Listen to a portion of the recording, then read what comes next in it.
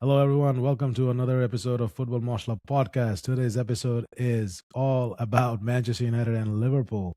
And I have with me, this is a very special one, my childhood friend, Zayyan Chaudhary. And this is the true Manchester United fan, the person who actually started following Manchester United. And that's how I started following Manchester United. The history is very interesting. So we're going to talk about uh, Manchester United's current situation. Is Michael Carrick's biggest test is Tottenham Hotspur? How Manchester United will cope without Casemiro, and can they finish second? And we're gonna wrap it up with Liverpool, and if Arne Slot should be sacked after this season and replaced by Xabi Alonso. Anyways, without wasting any more time, let's welcome Zayyan. Zayyan, thank you so much for joining the Football Moshla podcast, and this is really exciting. And yeah, man, I'm let the excited. I've been wanting to come on for a long time. I don't know why this didn't happen earlier. Um, we've known each other for too long, 30, 35 years maybe. It's just too yeah. long. It's too long, 35 years. So that's the way they say it is like, what do you call, childhood, like literally childhood friends. Like, yeah. Yeah, So, absolutely.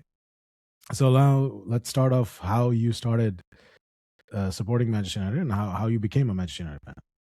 A Manchester United fan. Yeah, so I started watching soccer when I was 9 years old. I think at the first time. Yeah. It was the '98 World Cup, and I was in Bangladesh, so there's only two teams you can pick. It's either Brazil or Argentina. It doesn't get any different than that. So I picked Brazil, and we were watching the games. And I was a kid. I was running around the house, and just fell in love with soccer through that World Cup. And it was like heartbreak at the end, the final. And I was like, this is amazing. I'm gonna start watching soccer now. So the next season I watched was the 1999 um, 1999 season for the EPL. I think that was the only league that was showing on Star Sports or whatever we had at the time. Yeah. Um, and so started watching Man U. Man U was doing amazing. Went on to win the treble, and then the way they won that Champions Champions League. League, Yeah. yeah, it was just like there's no other way.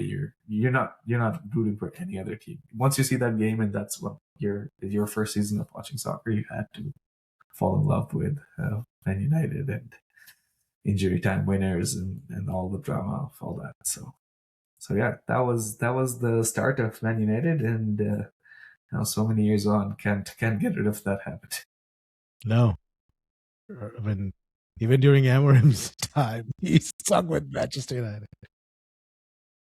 I think the good time's gonna come back, hopefully, in Yeah, form of Ferguson's protege or Ferguson's student, or I don't know what we call Michael Carrick. yeah, This guy, Michael Carrick.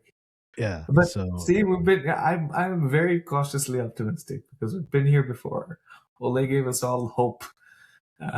did he actually give us hope? That's the question I have. I mean, isn't it a little different? Isn't it feel like a little different with Michael Carrick compared to Ole, like Ole Gunnar Solskjaer?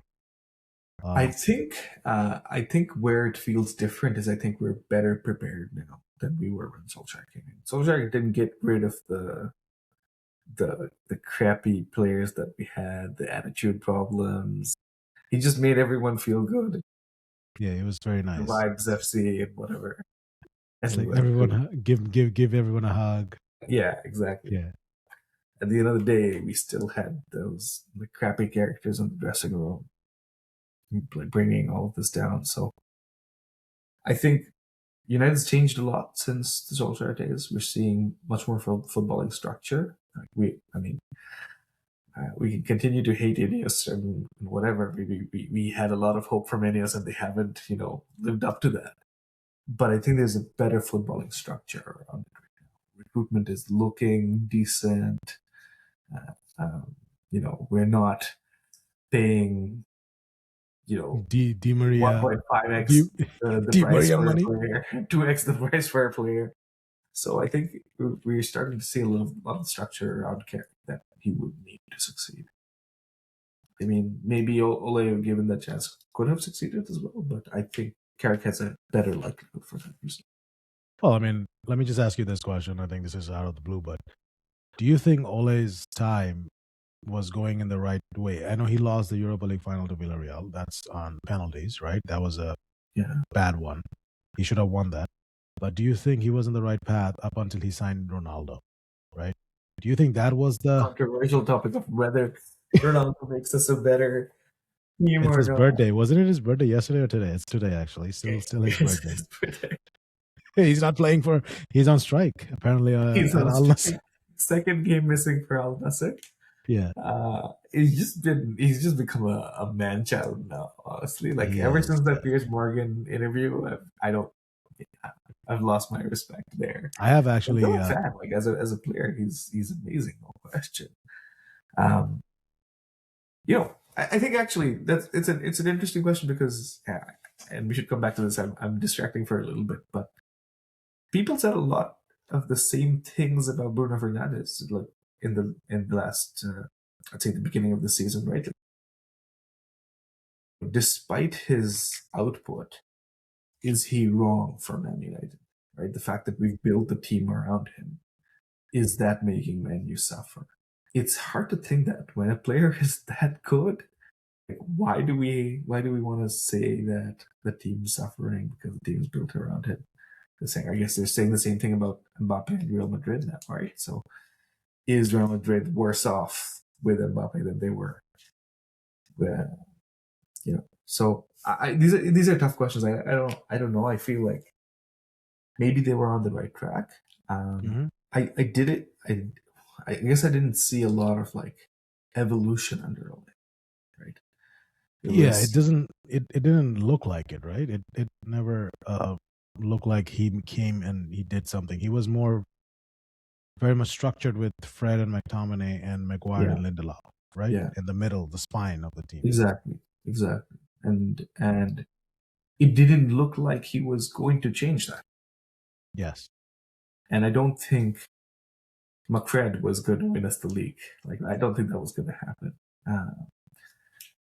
So I, Now maybe like now McFred is better than the what Ugarte and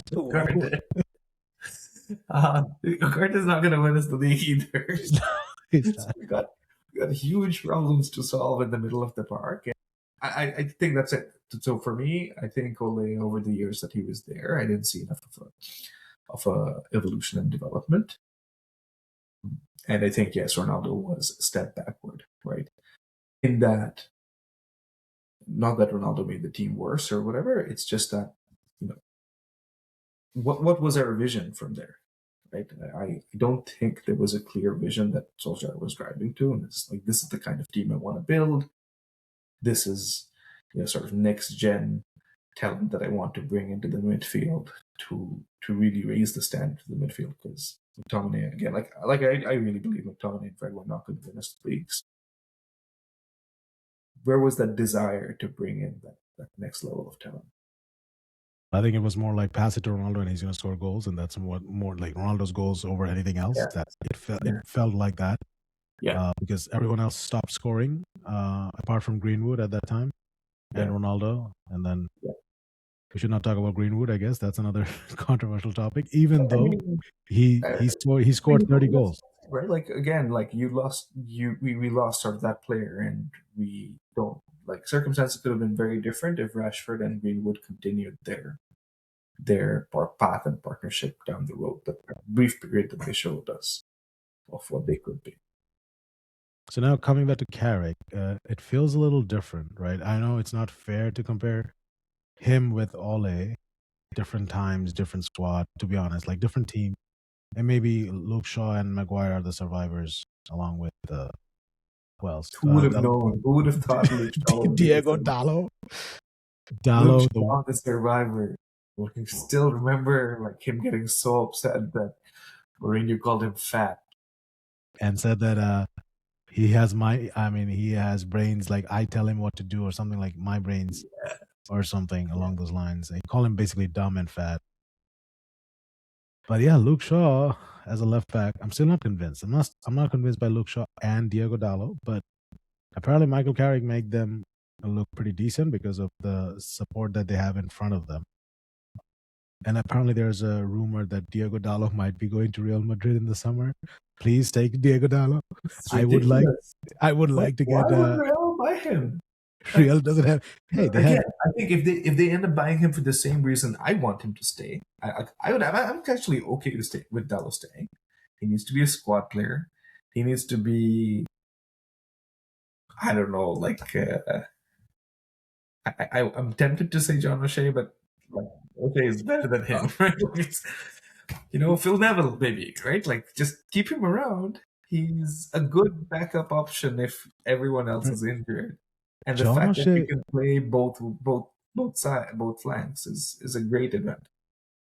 John O'Shea won the league with Ferguson. Actually won the league with John O'Shea and the Champions League. And John O'Shea could have played in 3 positions. He can play in multiple positions. I think Yeah, he exactly. played in center mid at a Yeah. time. So Diego Dallo, if we No, too much replace respect Diego for John O'Shea. Dallo, I'm not going to say that. Let's stick with Phil Neville. I think that's a better one. yeah. You need to have good squad players if you're going to play Champions League football, hopefully next season. And you're going to play League Cup and do well there, FA Cup, do well there. You're playing, what was it, last season? They played 60 games or something like that? It was stupid. Yeah, they played Europa League. They played 60 games, So you need 63 squad games, I players, think. and Dallo could be a good squad player. He can be our starting left. So who should be at the right back? We sold out Wan-Bissaka. That was another oversight at Manchester United point. Like, look at, I mean, they could have rotated pretty nicely. I don't think we needed to touch the right back position, right, for a long time. I think we can buy Brentford's Coyote. That guy I like. He needs some kind of training, but he is pretty good. Right back, he has the physicality, he has the ability, he has the speed. So I think him and Dallo can rotate on right back. Brentford's Coyote. He's a Italian international. So that's a good one. But I don't think Manchester United are looking at right backs anymore anytime No, soon. I don't think it's a priority. I don't think it's a priority. Given we have one transfer window ahead of us, maybe 2-3 players maximum who are coming in, I don't think right back's a priority. So now, do you think that Michael Carrick's toughest test is Spurs this weekend? At home, but I know it sounds very, very like, why would you say that? You beat Arsenal, you beat Manchester City, you even beat Fulham. People were saying the Fulham will be the top test. I was not saying, I was like, Fulham can be a draw or a win. Fulham is not a low block team, and I think Michael Carrick came out and said it very nicely that they prepared it, that they're not going to be a low block team. Fulham's going to come and play at Old Trafford. Now, Tottenham, the and record. They made you look They made you look vulnerable, right? Like they did. Come and play like United's midfield and defense, especially when Kase is off the pitch. They do not. They do not look capable. Ugarte, when Ugarte comes on, and I was like, oh, here we go. Yeah. This is not gonna be good. He comes on the pitch and we concede goals. I think it's let's just tactical aside. Let's just talk about the mental side for a second. Expectations are high now. City, Arsenal, they went in with no pressure at all, right? They could have played crappy football and people would still be happy just because Carrick is here, right? Is that so? I had expectations. Like, with all respect, I literally watched that game when I was actually at Disney World. I was going through security and my phone was like this. I'm watching the game and Dorgu scored and I'm like, yes. And the security guard is looking at me like, what happened? I'm like, sorry, man. This is no. Once you started the game, yes. Yeah. Once you started the game, I'm sorry. I don't know if you were talking about City or Arsenal, but either Arsenal. Yeah. That's what I'm saying. Like after the City game, again, you could have a little bit more expectation because they dominated that City game. Like that City game was like Guardiola looking for answers. Like, how do I? What's happening here? What's happening? This is a new tactic that I'm not aware of. Right. Yeah. So I can understand you having expectations after the City game, but for the first game, I don't think anyone had any expectations. People were just like, we can lose against City, but at least it's Carrick, right? At least we tried. Like that was the mentality, right? So I think expectations have gone up, and now it's like it's Spurs, right? It's your Fergie line. Like it's Spurs, lads. Like, But in the last few years, or especially last year, it has it become has Spurs been has it has been the tide has turned, right? The Stars exactly has been saying has been it's Manchester United. We can beat yeah, them 4 times, exactly. and we can win So a trophy out I of think them. for that reason alone, the mental side of the game, I think it's going to be tough. The players are now going to start to feel fans expecting things from them, expecting them to consistently do what they've been doing. Um, and yeah, so I think the mental side of the game is going to be difficult. If you go to tactics, like the Spurs is very different from what we've faced so far, Yes, completely right? different. Very, Completely very different. different. And I think it's going to be a challenge for United as a result because um, they're chaotic. I think like they're They are very direct. They have yeah, speed in that yeah, team, and they have yeah. Xavi Simons who was pulling the So they're strings. gonna pull these guys. They're gonna Yeah, pull these guys all over the pitch, and whether we can keep the defensive organization that we saw in the first couple of games under Carrick, I think that's going to be really, really well tested here. that's where I think there's a Lenny Euro or a Heaven type of like a speedy center back is required, right? I don't think he's gonna change the partnership I don't until think he so.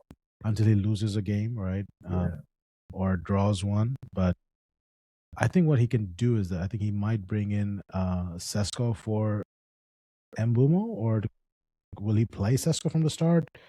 Or I'm also curious what he does. I think either Mbumo or Ahmad are going to get the cut, and we're going to. I think maybe a bit more likelihood of Ahmad getting the cut, and then Mbumo going out on the right. Uh, I, but that doesn't address what Tottenham are going to be. That they're going to play chaotic football. They're going to play direct football. They're going to take the game to United. I think that's going to happen. The other thing as well, like Tottenham's been really pretty scrappy. And when I say chaotic, I mean probably meant more scrappy. Like they've I don't know how many they've had a lot of draws this season, haven't they? yeah, they have a lot of draws. They were losing too against our. The first half against Manchester City was like they didn't know how to play football, Yeah, and then the second half they were like, "Oh, we're at home. We have to play football." And then yeah. something happened. Thomas Frank gave a hairdryer treatment or chewing gum treatment, and they so started playing. Yeah, so I think it will be quite a big test for them. Definitely, you know, yeah. The style of play is going to. We're going to see whether Carrick adapts to that. And Thomas Frank, actually, like I enjoy Thomas Frank as a manager. He's he's that sort of what you think all managers should be able to do, just influence the game in the middle of the game, right? Oh, throw on a few perfect substitutes and everything suddenly changes around. Reality football usually doesn't work out like that, but he has a little bit of that touch of like being able to change the game um, uh, in the middle of um, in the middle of the game, 68 minute, he could very well change something. I wonder how Carrick will deal with that. so I think this is his biggest test so far. Yeah.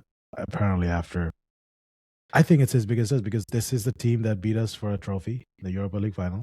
That Mhm. element of revenge is still in the mind, right? We did draw. We were actually winning at the Tottenham's home, Mhm. away to Tottenham, and we almost gave up the lead. We almost were losing, and then Delete scored a last-minute equalizer. And after that, he played I think one game, and then he has a back problem, so another injury prone. He's out. He's not probably he's out for the season. Apparently there's been rumors going around that he has back spasm Mm. and or stress fracture in the back or whatever. So he might be out for a while. So Saw some pictures. I think today was it that he was seen at Carrington, and then everyone was really. I don't know. It's yeah, probably he's back at Carrington. He took some pictures with Jason Momoa. It's like If I can play, no problem. Look at me. I'm taller. I'm as tall as Jason Momoa. Yeah. A big lad. But yeah. So I think Tottenham is going to be Carrick's biggest test. Now, if we beat Tottenham, realistically, do you think there's a chance of a second position or a third position? The way the season is going, because nobody wants the fourth position apparently. Fourth and fifth, everyone is like merry-go-round. Let's. You want it? Do you want Yeah. it? You want it? Like I know Liverpool will make a late surge, and they probably might come back into the. I don't. You don't think I so? don't think second is realistic. As much as I would obviously love to be there, I don't think second is realistic because this city is not going to continue to play like this. I think so. City is This going is through a this is terrible an patch. no, but I think this is Guardiola's last season. Apparently, that's another episode for another Yes, podcast. yes, yeah. Very The much looks way like he looks does like it. when things go like this. But I don't think it's going to go all the way to the end of the season. That they've No, I never let mean, him go for so long. I think Arsenal title is wrapped up. We can all say that, right? They Sure, have wrapped up the sure. title. Yeah. 6 points. I don't think Yeah. Arteta will be like, let's become set piece FC or corner FC. It doesn't matter. We're gonna win the title. Right. But I think second position is up for grabs. I don't see Aston Villa staying in that third position. They might become they might qualify for the Champions League, but I think they might be fourth or fifth. Yeah. Depends on how that is. But Yeah. so realistically, I think fourth is good enough for Manchester United. I mean, yeah, I think we have a valid charge for third. I think that's the optimist in me. It's like the believer in me. I really want to make a charge for that. I'll be very happy with fourth. I'm fine. I'll take One game a week. just need Champions League back. That's it. We need the money, definitely. We need the money. We need the money. One whole week in between games is boring. Got like 7 days without a Man Utd game. Manchester, yeah. It's too much. And then I think there's some absurd gaps coming. I was looking at 12-day gap. There's a 12-day fixture. gap.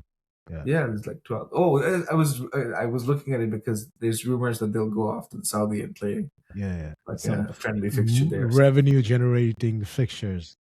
Sure. So even at least that's entertaining. Hope nobody gets injured. Yeah, I think it's just too long between games. I need more action in my life. So I think this can be towards the end of the season where other teams are fighting in all fronts, right? Like Guardiola's Manchester City fighting for Champions League, fighting in the Champions League, and then I think Arsenal also they're going to look to go deep in the Champions League or maybe win it. Yeah.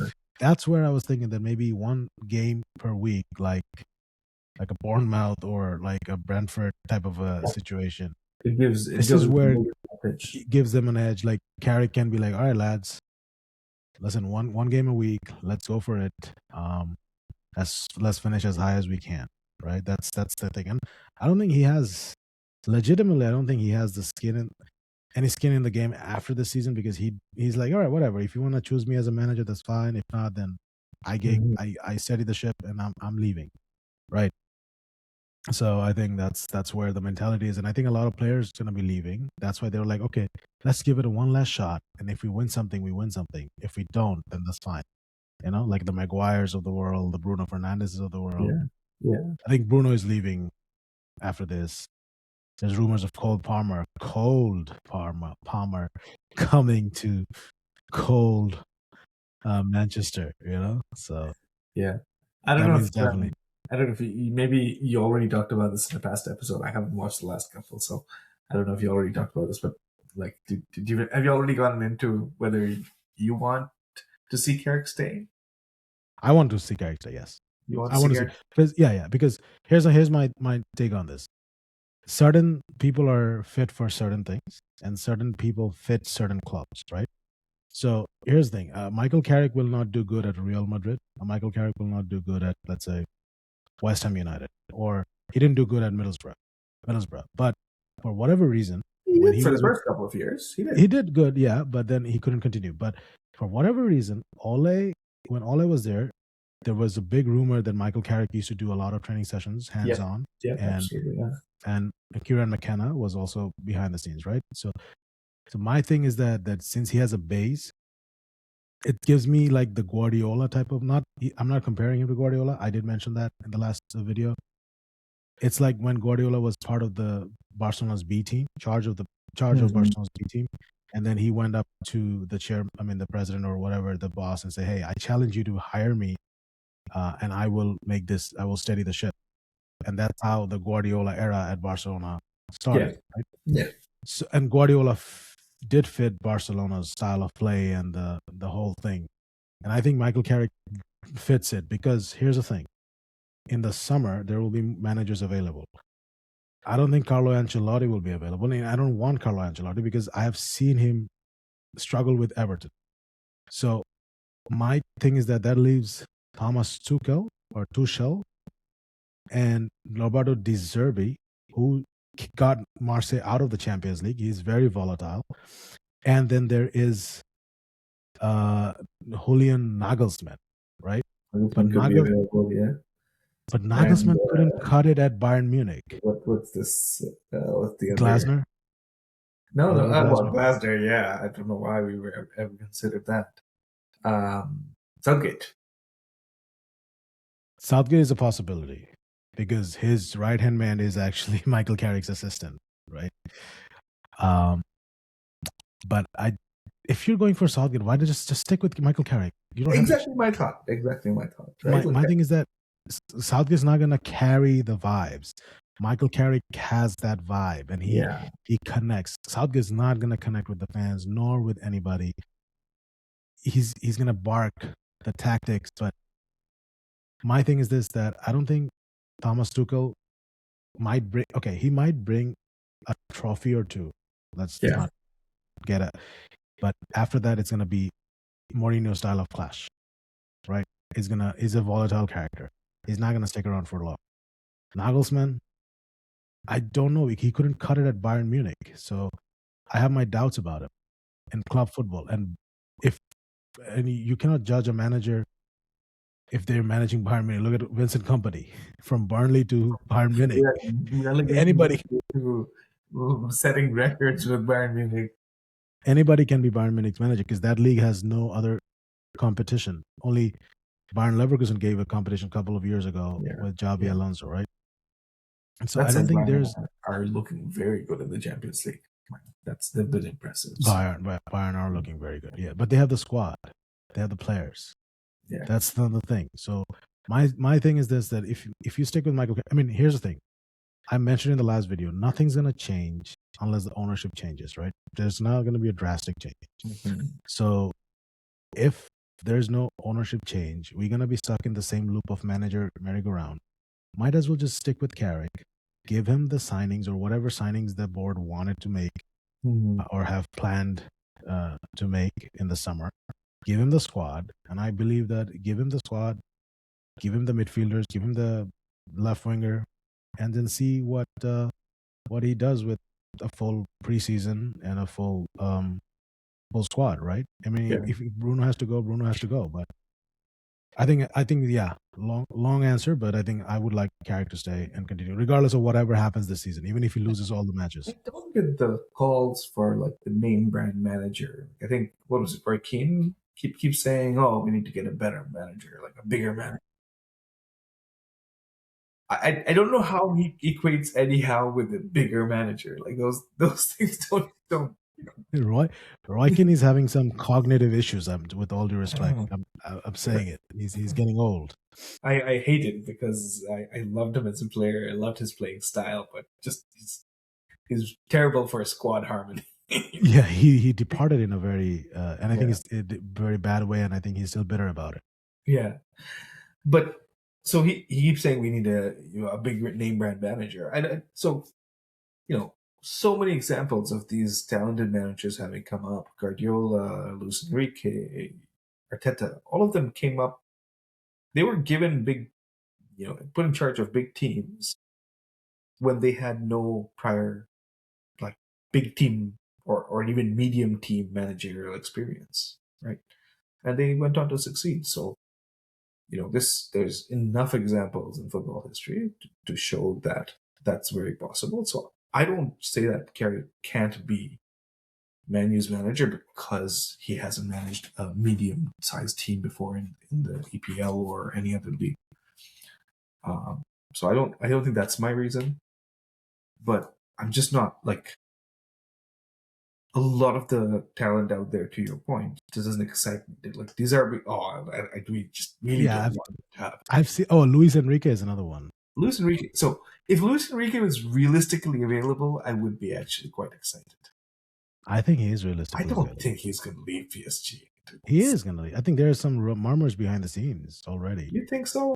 And he's also like a not a he's a volatile character behind the scenes. He has his either his way or no way. Yes, Kind of yes. a He would be a situation. lot like Amorim in the rigid Yeah. mindset and whatnot. But Enrique would want to change the team a lot, and I don't think. Yeah, he will. He will need at least 6 signings. Yeah, yeah. And So I don't think we're Manchester United have the money. Yeah, we don't have the money. So it's just exciting because they play. We saw PSG play. So how much PSG changed with Enrique? I think that was really drastic. So I think that excites me, but I don't think we can afford what he needs. Yeah, but also I think he gives the young players a lot of chances, right? Yes, yeah. So But I think the biggest difference in PSG was actually he got rid of the big stars. Yeah. So I think so Luis Enrique is an option, but my thing is that get the signings right and give Carrick the at least give him 1 season or 2 season and a half. Because I don't see anybody buying Manchester United. There are billionaires out there who can actually literally buy Manchester United just like that. Apparently, the Glazers are not willing to sell, or it's a hard sell, or the debt is too high, whatever the situation. We don't have access to the books, so we can't make an informed decision. But yeah, I think if the ownership doesn't change, then just stick with Carrick. He's not gonna bash the ownership. I'm not in support of the ownership, but he's gonna steady the ship. He's not gonna badmouth anybody. Yeah. He's gonna do his part. But he's gonna if need be, he's gonna take them. He's gonna beat up the players behind closed doors, and nobody will know about it. Nobody will know about it. Yeah. So I think at the moment, Jason Wilcox seems to have a lot of influence at the club. Yes. If him and Omar Barada want to run it their way, I don't think they would bring in a coach like Enrique. Like it just doesn't. They would immediately clash. Yes. Would immediately clash. Yes. Ancelotti is an interesting one. I just really admire him for his resume. Like he's won everything there's to win and won it multiple times. But you're absolutely right. He couldn't do it with Everton. Yeah, certain teams. He's proven in the EPL, I would say. Which one? Sorry, he's not proven himself in the EPL. He did not, and certain teams don't fit certain managers, right? So I think Ancelotti did fit with Real Madrid, and he fitted very nicely with AC Milan and the Italian. I think Juventus. He was a manager of Juventus too, and PSG to an extent. But I don't think he fits. I think he does good with a league where there are only 2 or 3 big teams to compete against. In EPL, it's about 6 teams that he's competing. So I don't 6 or 7 teams, and anybody can beat anybody on any given day. Yeah. So I think Ancelotti, no. I think it can be Carrick and Enrique between that. I think, but I don't see Enrique coming. They will go for a manager who's very not so volatile. I don't want Glasner, to be honest. I don't want another back five. I don't think he has that magic touch or anything like that. Right. Yeah. So Carrick is that. So now let's talk about Manchester United's midfield crisis after Casemiro leaves, or even now. So how do we replace Casemiro? I say bring in 2 center mids, Elliot Anderson and Carlos Baleba. I will not mind Angelo Stiller and Carlos Baleba. So let's do Anderson and Baleba first, because that's what you went with. I don't think we have the money for that.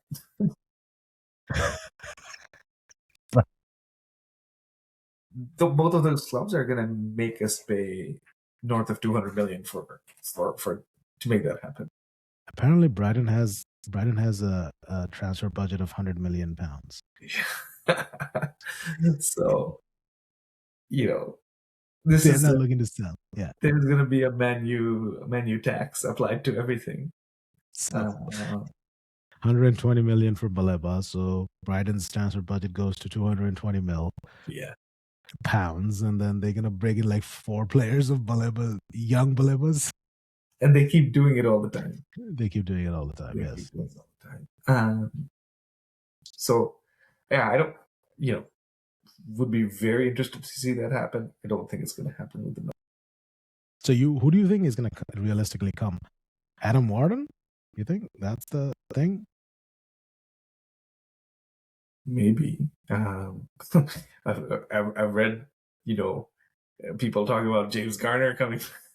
James Garner coming back just because he gives a lot of defensive contribution in FPL. Yeah. Yeah. I actually think we'll probably need 3. We do. If Ugarte leaves, yeah. Yeah.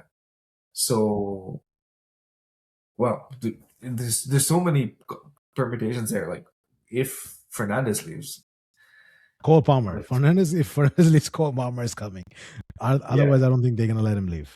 Yeah. So,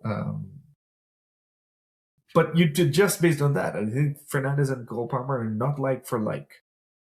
They're not like for like. So they can play together though. Right. So who do you bring in if it's Cole Palmer versus somebody else, right? If it's Fernandes staying or Cole Palmer staying, or Cole Palmer coming. If Fernandes leaves and Cole Palmer doesn't come in, then I can see 3 midfielders coming in. By the way, I don't see Cole Palmer coming. I just don't see. Me neither. But there's been rumors, and he doesn't look happy at Chelsea. Yeah. Let's put it that way. So I think it's going to be back to a 4-3-3 formation, because if Bruno leaves, then that number 10 position will be slightly altered a little bit, and that's going to be more like a 4-3-3 like Real Madrid used to play with Casemiro, Toni Kroos, and Modric. Mm-hmm. So I would like to see then, if that's the case, then definitely Baleba has to come in because he has the legs to cover a lot of ground. And I would like to see Angelo Stiller, and I can see Premier League proven. I can see Anderson. I don't want Warden, because I think Warden will do good if he has a Baleba next to him. But Elliot Anderson and Baleba and Angelo Stiller from VfB Stuttgart. Yeah. So Stiller, good reports. Like from what I've read, really good reports. I've watched 0 games, so I've watched him. Yeah. He's been consistently playing very high, and his ratings have been very much 7.5. Yeah, exactly. So yeah, that's what I'm saying. Like really good reports of the guy, but not having watched him, it's difficult to make a judgment. But on paper, it looks like a solid option. Would we want him starting for us every league game? Yes. If Bruno leaves, yes. If you need that forward pass, he passes the forward pass. Another option can be, I just remember, I did mention it in a previous video as well. Yeah. Tyler Adams instead of Carlos Baleba of Bournemouth. He's a US international, but he doesn't play like a US international, with all due respect. He plays like a Premier League. He plays like a Premier League proven guy who has been playing in the Premier League for a long time. He can be a very good replacement of Casemiro, tenacity wise. So I think that's there. So that has been the midfield stuff. So who do you fancy? Nobody. You're just gonna wait and watch who comes in. Gonna wait and watch, because honestly, to an extent, I'm just hoping Kase turns around and says, "I'm gonna take a little bit lower wage and stick around." It's not gonna happen. He's gonna go make money, like make a lot of money next year, and then try and look at retiring after that, probably. Yeah. All right, we're gonna wrap it up by one last thing, and this is about Liverpool. we mentioned about Liverpool. So do you think Arne Slot should be replaced by Xabi Alonso after the season ends, or even like before the season ends, the way Liverpool have been playing? I personally think they should not get rid of him. He won them the title last season. Liverpool won the title in 2 times in the last 30 years. With him, they have a chance of winning it, like he said, 2 times in 5 years. So I don't think so. They should go for Xabi Alonso. What do you think? Same, probably for a little bit of a different reason. Agree. I think, but I'm generally biased towards not changing managers that often like that. Just probably having seen Ferguson be around for 23, 26 years, I can't remember what it was. I think you would have stuck with David Moyes, huh? That's Ferguson's worst mistake in his life. Like, why did he leave us with Moyes? I think they should stick with Slot. I don't think he's lost the dressing room yet. And I think that's very important. So if he continues to the end of the season, still his dressing room is with him. They believe in his vision. They believe in his tactics, and this squad can continue with him. I think they should keep him because we haven't seen Isaac at all, really, right? Isaac being fit for the full season could absolutely change the league position that they're in. Who their big money signings,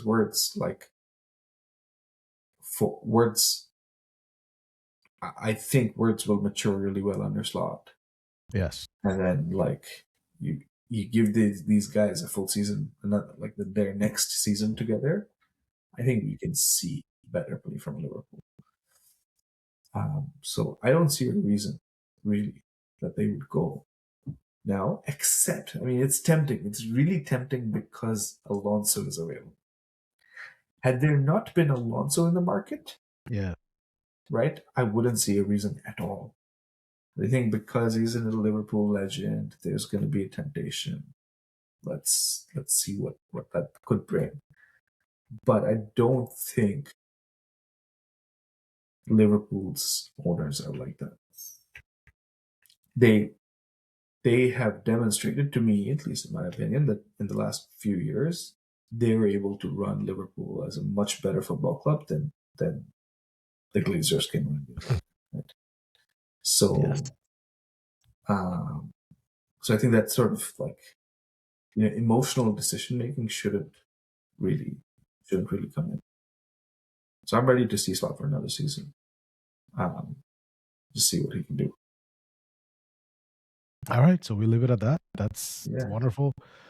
So Slot for another season. There's some time slot for Slot in the Liverpool. Slot for Slot. Slot for Slot. All right, ladies and gents. and hope and pray for something magical to come in for Casemiro. That's our. Casemiro isn't going to leave. I don't think I'm too sad about it, but a lot of people are. I think he can be replaced because Real Madrid wouldn't have let him go if he was not past his best, according to Real Madrid. So I think if Real Madrid lets go of a player, that means that player is in the decline, right? Yeah. But he recovered pretty nicely. He likes the club. He loves the club. So Casemiro, he fulfilled his contract. So it's not like he's been sold or anything like that. He's going to finish his contract. He's going to move on. Yeah. Time for new midfielders to come in. Let's see who's the new one. Maybe it's somebody who's going to come in we have not heard about. Like Michael Carrick came in to apparently replace Roy Keane. And look how that turned out. That turned out pretty nice, right? Yeah. So we're going to see, or we're just going to end up seeing Fletcher and Fletcher. Yeah, the Fletcher brothers. Ferguson running it back.